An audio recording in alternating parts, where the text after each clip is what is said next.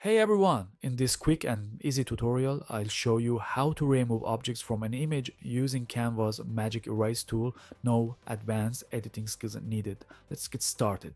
First, open Canva and click on Create a Design. Choose the size template that fits your project.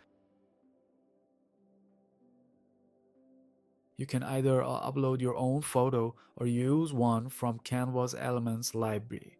In this example, I'm searching for desk in Elements and selecting a random photo.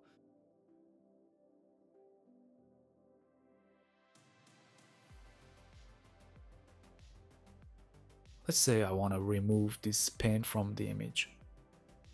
Go to Edit and select Magic Erase.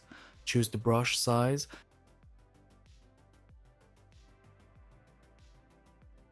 and carefully brush over the object you want to remove. Make sure to only highlight the object itself. Then hit Erase.